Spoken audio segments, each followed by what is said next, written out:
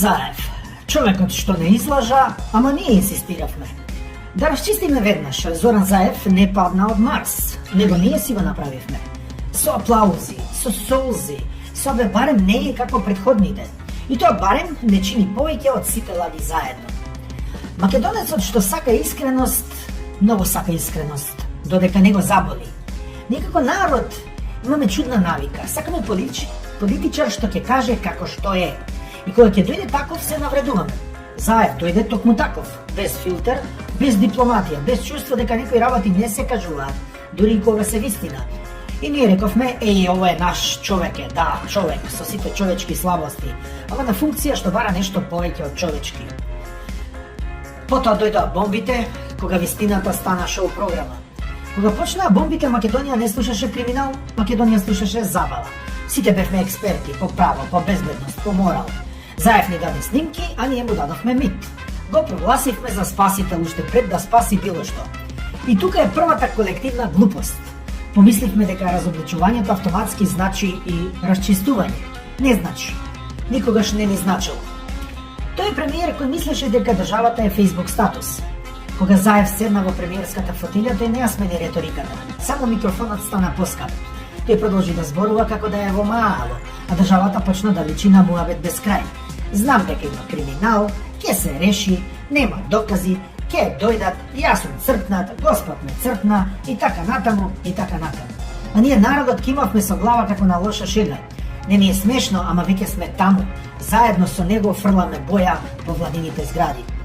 Живот за сите, тоа беше слоган за трпеливи луѓе. Овој народ преживеал империја, земјотрес, транзиција. Ние сме навикнати да чекаме, со кубурот нормално во гаките. Заев го знаеше тоа и ни го продаде чекањето како визија. Животот дојде, ама со одложување, со објаснување, со пресконференција. И не дојде за сите, туку дојде само за него и за неговите, посебно за другар му Филипче. Корупцијата не исчезна, само стана секојдневна. Партизацијата не престана, само смени боја, сега плавите наместо црвените. А ние повторно рековме, тешко е, системот е таков.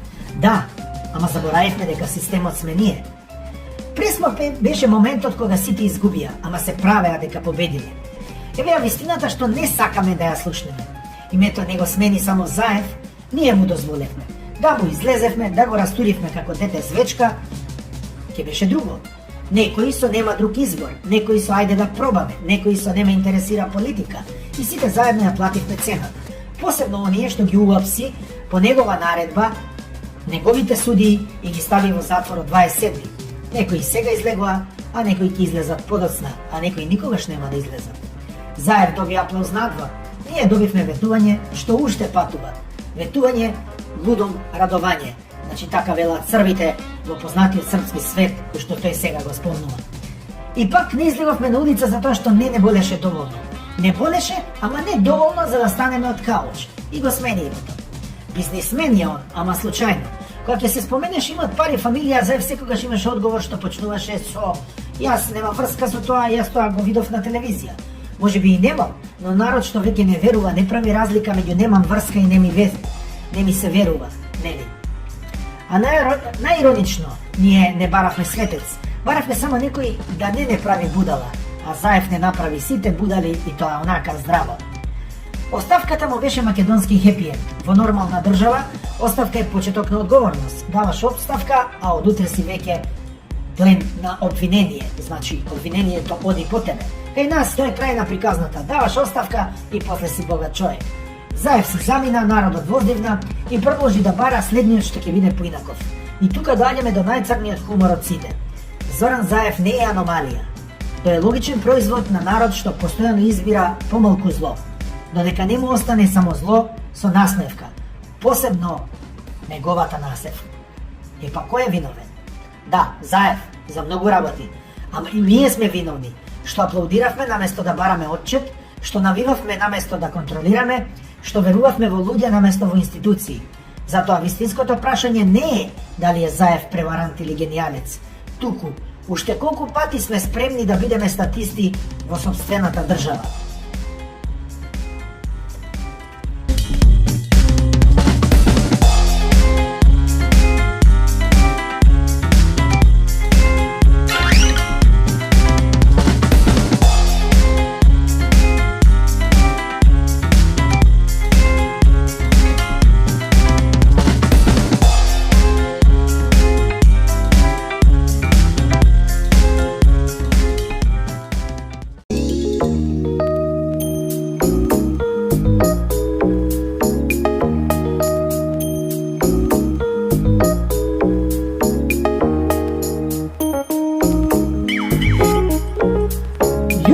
Георгиевски, човекот што ја напиша државата, па се скара со неа.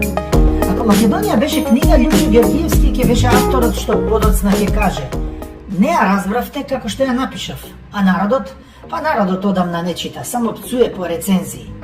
Тој е интелектуалецот што веруваше дека народот мисли. Лјупчо Георгиевски не дојде како прост популист, тој дојде како писател, мислител, идеолог, човек што мислеше дека ако е нешто логично, ќе биде и прифатено. Првата грешка. Македонската политика не функционира на логика, функционира на навика, инет и мит.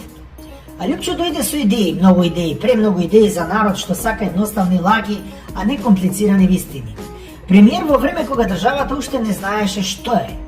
Тогаш Лјупчо стана премиер. Македонија беше млада, сиромашна и убедена дека само што не ни тргнало. Народот мислеше дека независноста автоматски значи благосостојба. Лјупчо пак мислеше дека транзицијата е болна, долга и сурова.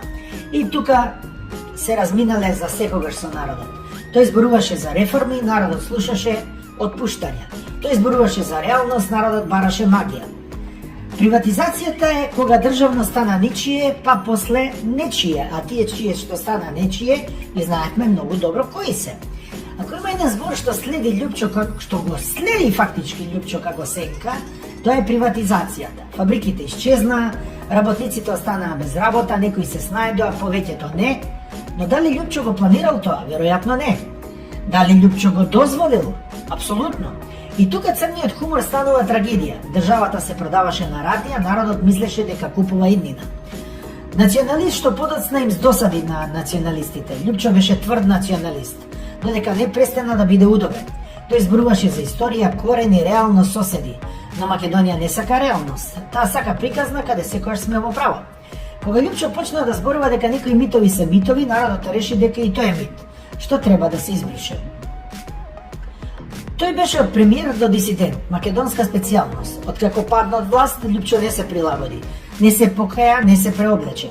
Тој ја избра најлошата можна опција за македонски политичар, да биде говно до крај. Почна да зборува работи што не се простуваат, дека сме живееле во илузии, дека историјата не е црно-бела, дека соседите не се секогаш ѓаволи. И тука и официјално стана предавник, иако беше предавник одамна. Во Македонија ако кажеш нешто што боли, не си храбар, ти си платеник, но ако си и платеник и предавник, тогаш си дефинитивно Лјупчо Георгиевски. Бугарија бидна последниот клинец. Кога Лјупчо почна отворено да зборува за Бугарија, народот не го слушаше, слушаше навреда. Без разлика, што кажал, без разлика, што мислел, пресудата беше донесена однапред. И тука доаѓаме до најцрниот момент. Требаше да зборува за Бугарија кога беше премиер, а не сега. Човек што учествувал во создавањето на македонската државност, тогаш стана нејзиниот непријател. Не затоа што ја уништил, туку затоа што одбива да ја каже правата вистина за неа. Преварант или гениалец? Лјупчо Георгиевски не е преварант во класична смисла, освен за парите што ги украде. Тој не продаваше лажна надеж, тој продаваше сурова реалност. А реалноста кај нас е најнепопуларниот производ, освен парите, нормално. Гениалец, можеби, ама во погрешна држава, во погрешно време, со погрешен народ. И тука доаѓа последниот удар, оној што најмногу боли. Веројатно, државата е погрешна. Затоа Лјупчо треба да си најде нова.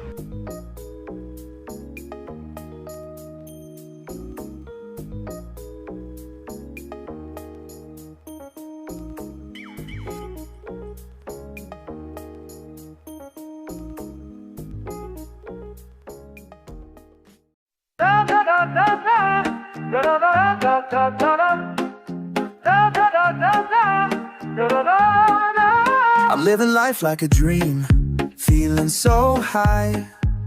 Got my crew. Боки 13.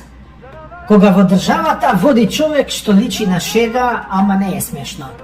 Во секоја нормална држава Боки 13 ке беше реалити фуснота, таблоидна анекдота или се сеќавате ли на овој лик.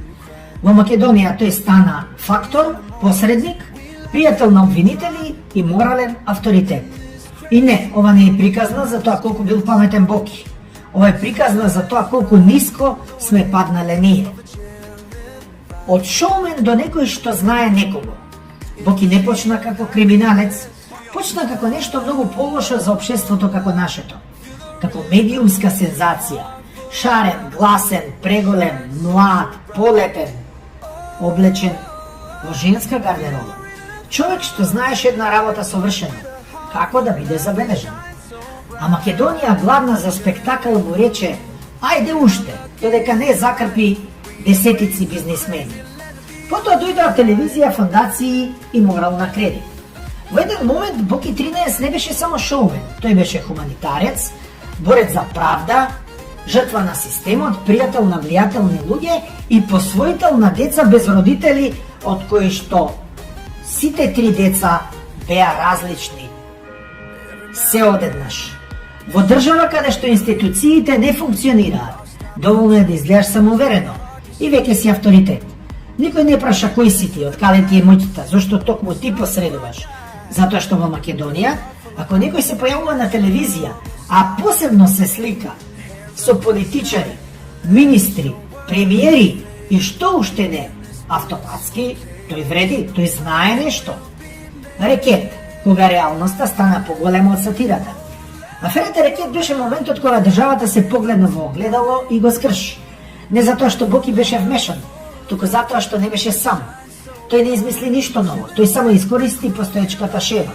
Влијание, врски, ќе среди, јас сум близок, обвинителката ручака е мене компир манџа. Боки не ја корумпираше државата.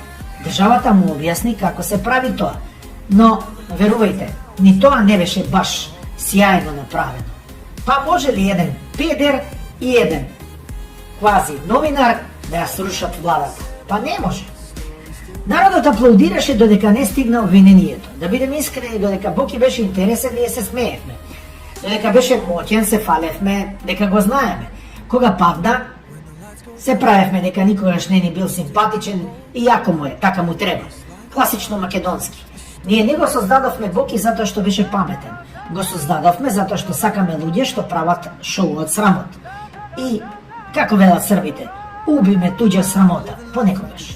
Гениалноста на Боки да ја прочита нашата слабост. Ако мораме да бидеме брутално искрени, Боки 13 не е криминален гений. Тој е психолошки гений за Македонија. Тој разбра дека народот сака гласни ликови, институциите сакаат тишина, а системот сака посредници. И тој се вклопи совршено. И ги мавна голем дел од парите. Затоа се изгледа ко британска кралица, а никој не знае што работи. Крајот, кога циркусот завршува, а сметката останува. Кога заврши приказната, Боки заврши зад решетки, но приказната не заврши затоа што системот му дозволи да постои. Се уште е тука. И следниот Боки веќе чека, можеби не со розова коса, можеби со костум, можеби со титула, а и овој Боки добро котира за еден инвалид, како што го прогласи докторската комисија. А никој не праша кои се тие доктори и колку искешира. Преварант или гениалец? Боки 13 преварант, да. Но не е најопасниот во оваа приказна. Најопасни сме ние, што сакаме спектакл повеќе од правда, што веруваме во ликови не во правила и што секогаш се чудиме кога циркусот ќе стане судски предмет. Затоа вистинското прашање не е како можеше Боки, туку колку Бокија ни требаат законично да сватиме дека проблемот не е во нив, туку во нас. А за тоа време Боки ќе пее, ќе игра и нема ништо од служењето на казната од 3 години. Оваа најновата.